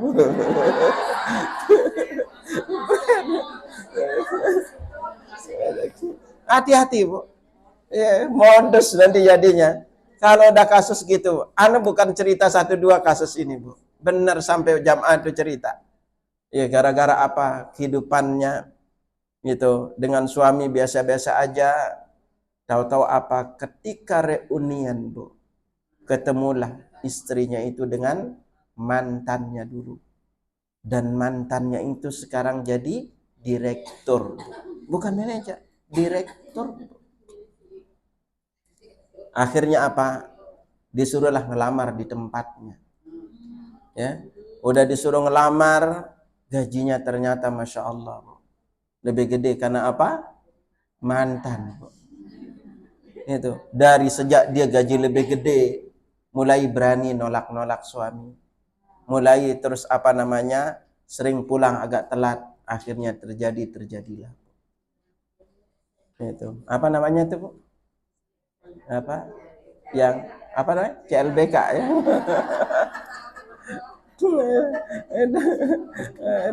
Ya itu, Bu. Celebut. Ya. Karena itu rawannya, Bu. Karena takdir kita ini beda-beda. Ya, takdir kita ini beda-beda. Ya kan? Gitu. Ibu kan kita nggak tahu takdirnya kalau dia itu sukses. Ya. Nah makanya apa? Di bab takdir. Gitu. Agar kita kata Allah, agar kamu tidak terlalu bersedih dengan apa yang tidak kamu dapatkan. Wala tafrahu bima atakum. Dan agar kamu tidak terlalu bahagia, gembira dengan apa yang Allah karuniakan untuk. Wallahu la yuhibbu kulla mukhtalin fakhur. Dan Allah tidak senang kepada orang sombong lagi membanggakan. Ini. Nah dalam hidup ini kita pegang baik-baik. Ayat selanjutnya di bab takdir yang perlu berpegang surah Al-Baqarah 216. Ya. Allah berfirman, kutiba alaikumul qitalu wa huwa kurhun lakum. Diwajibkan atas kalian berperang. Sementara itu perkara yang tidak kalian senangi. Wa asa an takrahu syai'an wa huwa khairul lakum. Ada kalanya kamu membenci sesuatu padahal itu baik untukmu. Wa asa an tuhibbu syai'an wa huwa syarrul lakum. Ada kalanya kamu menyukai sesuatu padahal itu tidak baik bagimu. Allah tutup dengan kalimat apa? Wallahu ya'lamu wa antum la ta'lamun. Allah tahu dan kamu itu tidak tahu. Contoh aja. Siapa sih yang sedang gorengan? Enak gorengan, Bu ya? Bahkan apa? Kalau pas buka puasa gorengan hukumnya wajib. Gorengan sampai hukumnya wajib gitu kan ya. Selalu ada gorengan. Sementara apa Bu? Ya Allah Bu, saya sampai hari keberapa ini? 15 ini ya. Alhamdulillah nggak pernah sentuh gorengan Bu. Sampai 15 ini. Ya, tidak makan gorengan, plus tidak makan, tidak minum yang manis-manis. Saya cuma buka, pakai kurma, lalu pakai buah, lalu berangkat sholat. Selesai sholat, hanya makan rebus-rebusan, tidak makan nasi. Jadi makan nasinya itu hanya pas sahur, setengah nasi, setengah kurma. Udah. Ya, kita sepakat sama istri gitu. Ya, jadi ternyata lebih enteng itu. Makanya kalau udah ibu merasa usia 40, nih ibu rata-rata 30-an kan?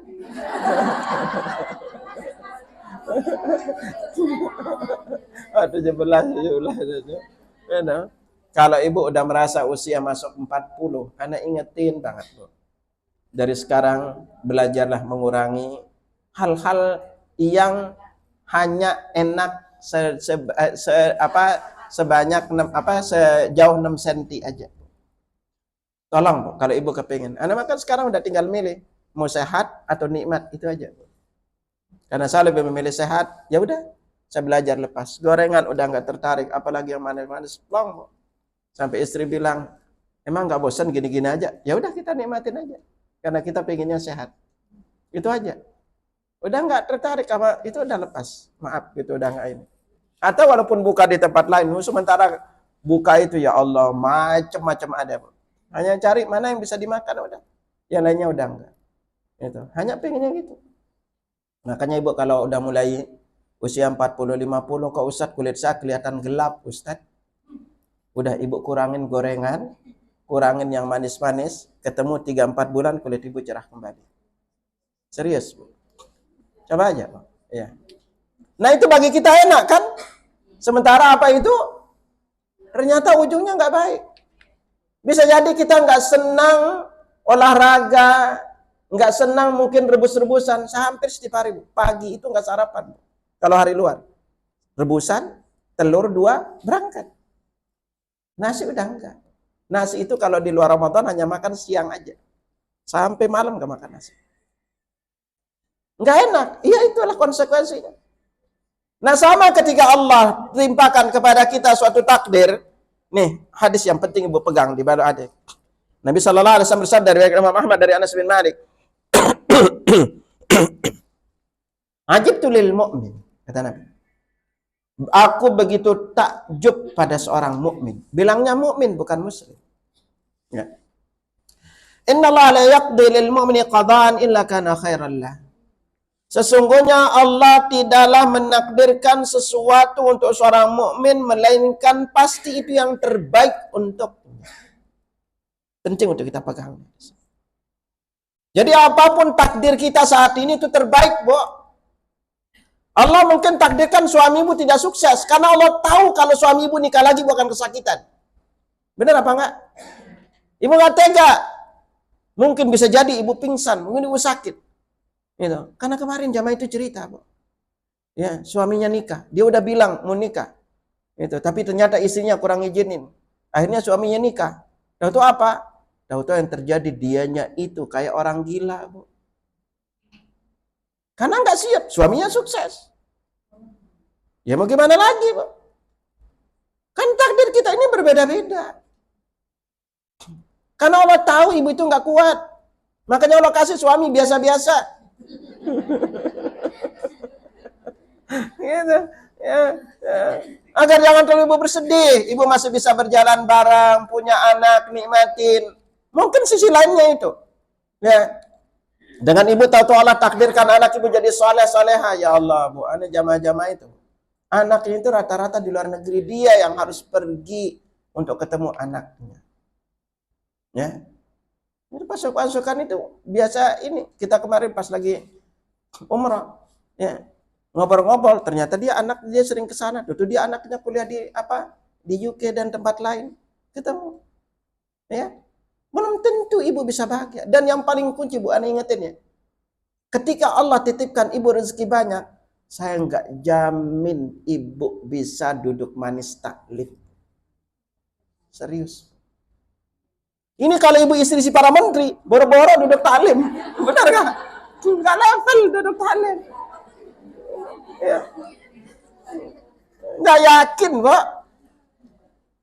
Dan ternyata kalau kita lihat sejarah dakwahnya para nabi, rata-rata yang ngikutin dakwah para nabi itu adalah kalangan menengah ke bawah. Ibu catat, Bapak. Ibu maaf nih, masih enak disuruh pakai jilbab, gampang disuruh pakai jilbab. Pas taklim mau pakai jilbab. Ya Allah, Bu. Anak ngisi itu namanya di Pondok Indah, di Kemang sekitarnya. Kalau pas datang taklim, rata-rata tidak pakai jilbab. Hanya kupluk, pleng. Formalitas. Datang itu nggak ada, biasa. Pas datang kupluk. Pulang, kembali lagi biasa. Dan yang paling repot, sering kadang-kadang apa ada yang pakai yang pendek. Iya. Itu. Makanya kita ya mau gimana lagi? Di Ustadz maklumin ya. Ya mau gimana lagi?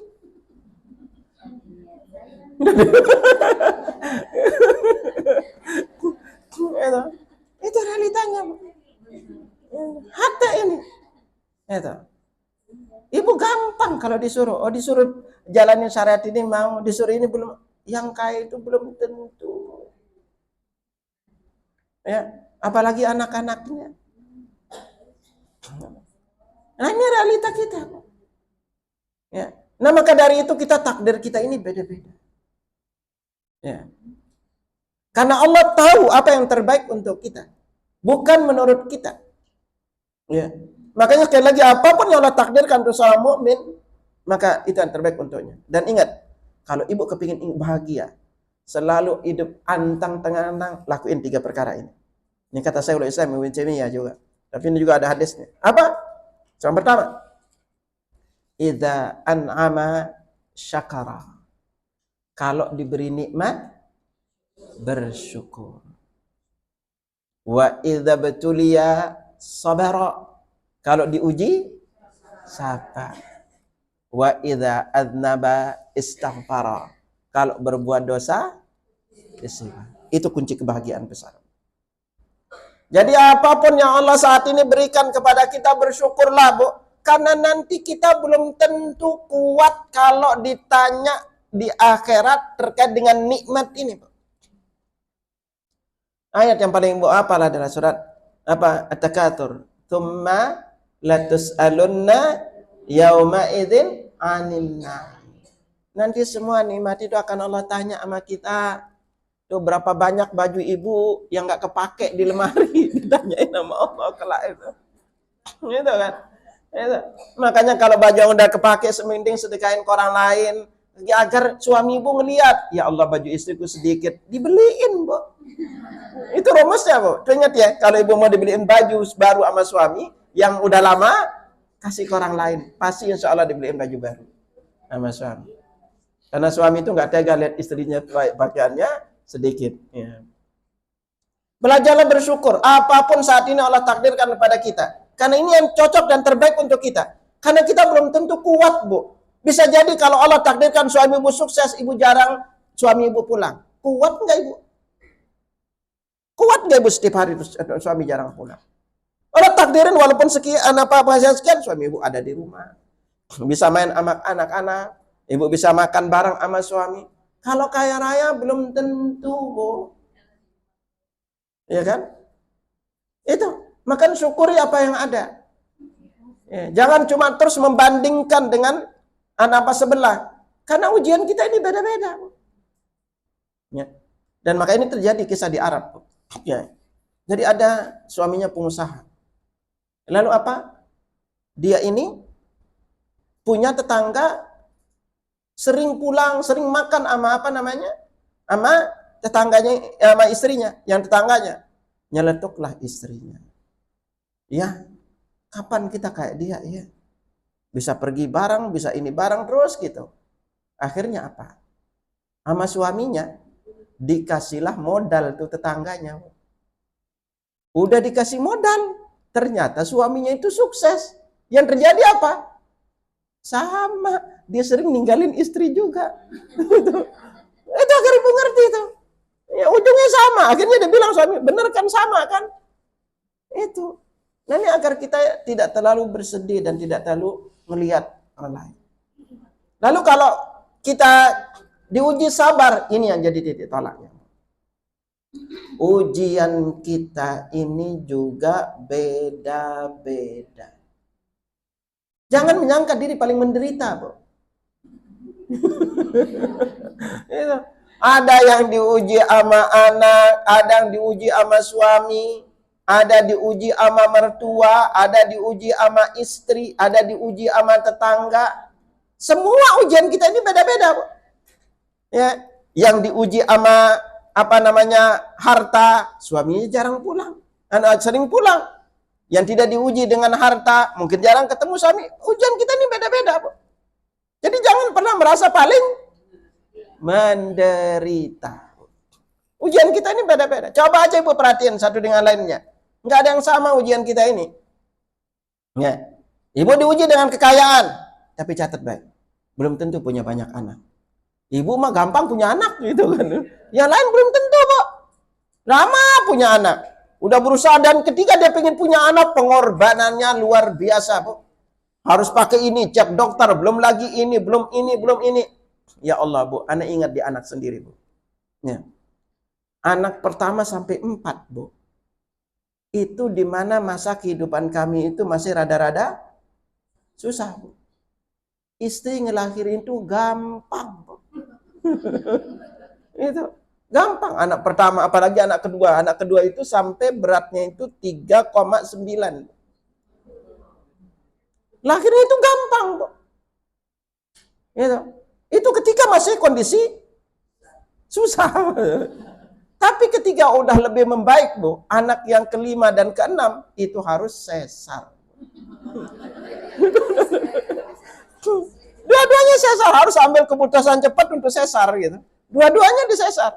Makanya kalau ketemu adik-adik yang kecil-kecil tuh, kakaknya bilang, nih kamu anak VIP gitu. Sesar dua-duanya, Bu, gitu kan.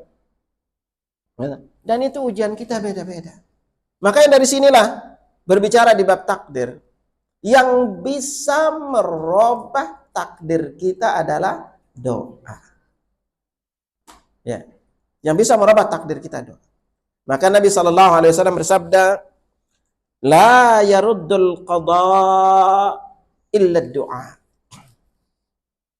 Tidak ada yang bisa merubah takdir itu atau menolak takdir itu doa. Apa maknanya merubah takdir doa? Dijelaskan al-amrul muqaddar.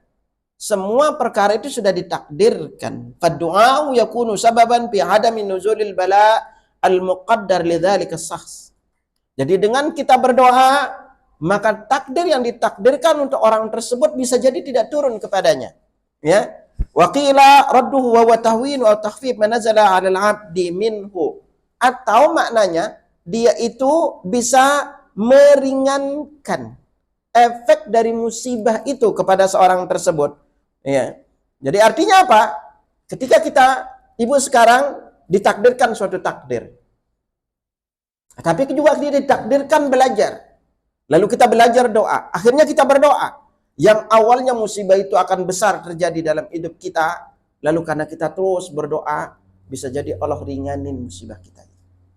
Bisa bencana itu jadi tidak jadi pada diri kita. Makanya Nabi sabdakan kepada kita, di antara manfaat doa itu, ad-du'a'u yamfa'u mimma nazala wa mimma lam yanzil. Doa itu bermanfaat sebelum dan setelah terjadinya bencana. Farikum bidu'a ya ibadallah. Maka adalah kalian banyak berdoa ya hamba Allah. Nah, Ibnu dijelaskan, doa dan bencana itu 3 pola, Bu. Apabila bencana itu apabila doa itu lebih kuat dibanding bencana, maka bencana itu tidak terjadi. Dan apabila bencana itu lebih kuat dibanding doa, maka bencana itu terjadi, tapi doa itu meringankan banyak masalah besar yang akan terjadi setelah bencana. Yang ketiga itu doa dan bencana itu terus saling kejar sampai dengan hari kiamat. Dan titiknya di bulan Ramadan ini, maka para ulama membagi takdir itu menjadi 4 bagian. Ya. Yang pertama itu ada namanya takdir azali. Nah, takdir azali ini adalah takdir yang ada ketetapan Allah sebelum penciptaan langit dan bumi. Ketika Allah menciptakan qalam, yaitu pena. Ya, di sini Allah tegaskan kepada kita, qul la yusibana illa ma kataballahu lana. Katakanlah sekali-kali tidak akan menimpa kami melainkan apa yang telah ditetapkan untuk kami.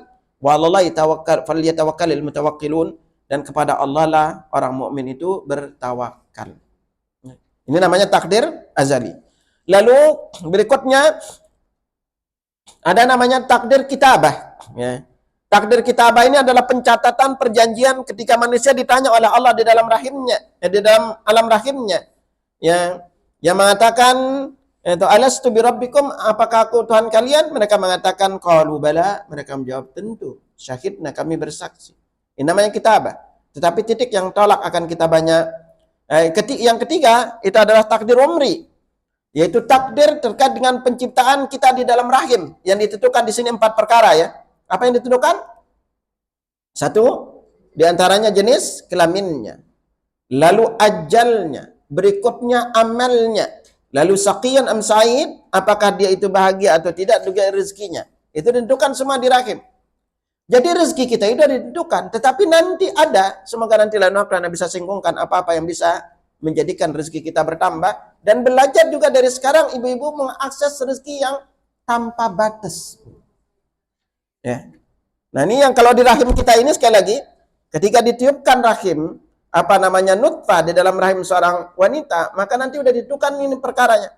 Yang pertama itu dari jenis kelaminnya. Lalu berikutnya ajal, amalnya, senang atau susahnya, juga rezekinya ditentukan. Ya. Dan yang akan banyak kita singgung ini adalah namanya takdir hauli, yaitu takdir tahunan yang Allah tetapkan di malam Lailatul Qadar. Ya.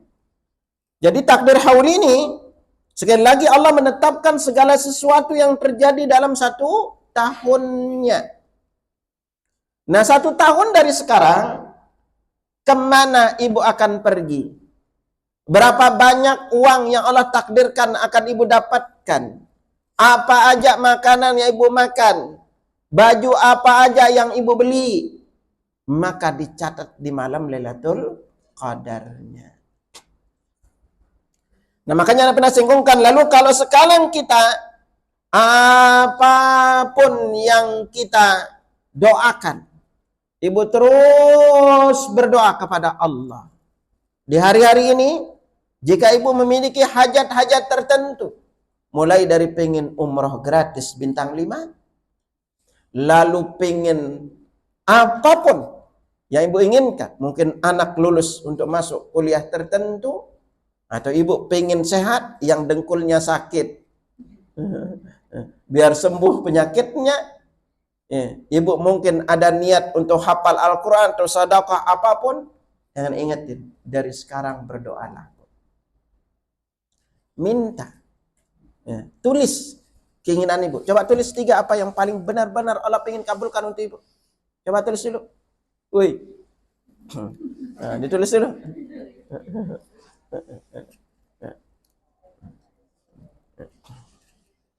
Udah ditulis, Lan? Duh, ibu aja bingung mau doain apa gitu kan. Ya. Coba, apa yang paling benar-benar Allah pengen kabulkan untuk ibu? Ya. Kalau sehat itu umum, Bu. Ibu pilih banyak duit apa sehat, Bu? Jujur aja. Ya. Kalau sehat itu umum. Gitu. Semua itu. Coba ibu yang kalau dikasih oleh Allah itu terasa, Masya Allah. Ibu lebih banyak bersyukur. Itu. Yang belum pernah umrah ada? Ada? Banyak? Kenapa nggak minta umroh gratis sama Allah? Hah? Kalau udah minta itu berarti cuma sekali 2 mintanya. Ya, lalu kenapa belum dikabulkan? Nah, di sini juga perlu. Anda pernah singgungkan di bab doa ya? Kayaknya perlu satu saat itu kupas secara khusus agar doa terkabul. Kalau ibu dah khusus di bab doa terkabul jadi enak kalau berdoa. Ya. Nah, singgungkan sekilas agar ibu gampang untuk minta. Ingat pola kita berdoa agar Allah kabulkan doa kita karena doa ini menolak takdir. Maka ibu lakukan beberapa poin ini. Poin terbesar di bab doa, jangan ragu Allah kabulkan doa kita. Ya. Makanya syarat terkabulnya doa yang paling kunci adalah atiqatu billah wal yaqinu bil ijabah. Tiqah kepada Allah. Kita totalitas percaya, nggak ada keraguan sedikit pun bahwa Allah akan kabulkan doa kita. Ya. Kalau suami ibu janjiin ibu mau makan malam, percaya nggak? Hah? Percaya apa enggak? Bisa percaya, bisa enggak gitu. Karena lebih banyak sering lupanya gitu. Ibu totalitas percaya ya kepada Allah. Maka ini. Lalu berikutnya buka doa itu dengan pembukaan. Pembukaan doa itu ada beberapa. Yang pertama yang paling gampang untuk ibu pakai adalah pakai doanya Nabi Yunus alaihissalam. Bunyinya apa? La ilaha illa anta subhanaka inni kuntu minadh dhalimin. Buka dengan doa ini. Nah, selesai pembukaan doa, lalu baru baca salawat kepada Nabi. Nah, salawat ini variasi. Ibu bisa baca yang pendek, bunyinya Allahumma salli wa sallim ala nabiyyina Muhammad. Atau baca salawatnya agak panjang.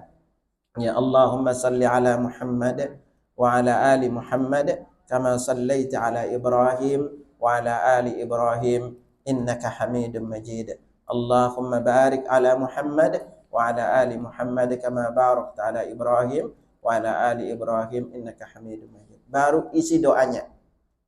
Ya. Lalu berikutnya lebih utama lagi tutup dengan salawat. Kalau ada permintaan doa lagi, berdoa lagi, lalu tutup lagi dengan salawat. Dan selama Ramadan, tolong ibu minta di 5 poin tempat ini. Selama Ramadan. 1, sepanjang siang berpuasa. Fokus minta. Apalagi ini kita tambah turun hujan. Doanya lebih makbul lagi. Karena ingat doa orang berpuasa itu makbul.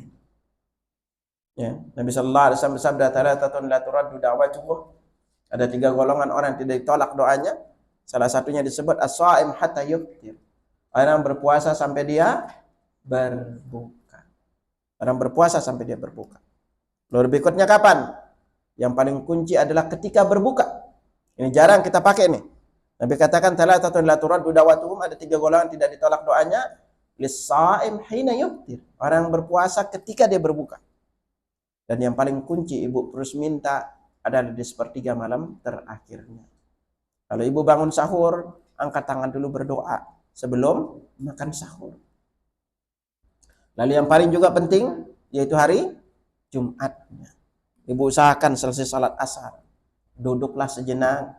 Entah itu ibu berzikir atau baca zikir pagi petang, lalu angkat tangan berdoa. Kalau ibu ngadapin masalah lebih berat, mintalah hari Rabu. Rabu itu dari selesai zuhur sampai asar. Nabi pernah berdoa 3 hari, Senin, Selasa, Rabu. Yang dikabulkan itu hari Rabu. Karena itu Jabir bin Abdullah berkata, tidaklah aku menghadapi masalah yang berat dan menyesakkan dada, dan aku gunakan waktu untuk berdoa, dan aku lihat doaku diijabah. Dan nanti yang paling kunci ibu banyak berdoa adalah di malam-malam Lailatul Qadar. Ibu fokus terus minta. Ya, apapun hajat ibu tahun ini, maka insya Allah dengan izin Allah akan dikabulkan oleh Allah Subhanahu wa Ta'ala. Nah, karena itu di sini, jemaah sekalian, takdir ini ada 4 prinsip sebenarnya harus kita ingat terkait dengan di bab takdir ya, agar ibu bisa mengimani dengan baik sehingga kita tidak salah paham terkait dengan di bab takdir ini. Prinsip pertama, Anda singgungkan aja, mengimani bahwa Allah Ta'ala mengetahui dengan ilmunya yang azali dan abadi